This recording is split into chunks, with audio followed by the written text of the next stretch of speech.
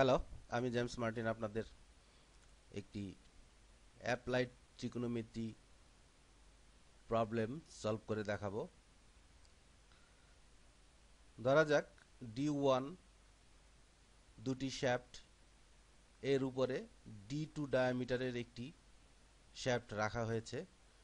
এখন D1 এর bottom থেকে D2 এর টপ পর্যন্ত হাইটটি কত হবে সেটি আমাদেরকে বের করতে হবে। ধরি D1 ইজিক্যাল টু 24 মিলিমিটার এবং D2 is equal two 12 millimetre. Height কত হবে এটি আমাদেরকে বের করতে হবে। এখানে আমরা যদি D2 এর সেন্টার পয়েন্ট থেকে D1 শ্যাফট দুটি যেখানে টাচ করেছে সেই বরাবর ভার্টিক্যাল একটি লাইন ড্র করি এবং সেখান থেকে D1 এর সেন্টার বরাবর একটি হরিজন্টাল লাইন ড্র করি এবং এই দুটি লাইনের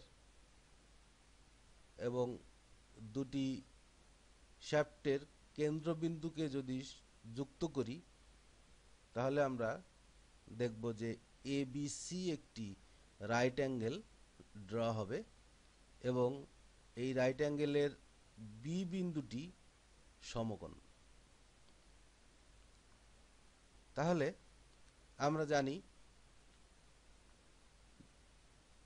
যে AC square is equal to AB square plus BC square,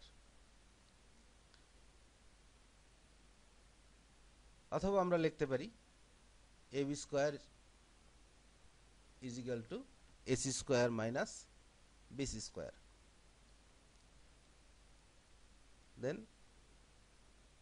18 square minus 12 square. এভাবে আমরা অঙ্কটি করলে √180 ইজ ইকুয়াল টু 13.4 মিলিমিটার এবির লেন্থ আমরা পেয়ে গেলাম। এখন এর সাথে আমাদেরকে সংযুক্ত করতে হবে D1 এর রেডিয়াস এবং D2 এর রেডিয়াস। তাহলে D1 এর রেডিয়াস হচ্ছে 12 এবং D2 এর রেডিয়াস হচ্ছে 6। তাহলে height is equal two 6 plus 13.4 plus 12, that is height is equal two 31.41 millimetre. এখানে আমরা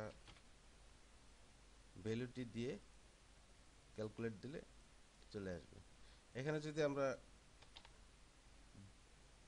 তিনটি শ্যাফট ডায়ামিটারই যদি 24 মিলিমিটার হয় তাহলে এর হাইট হবে 44.78। Thank you.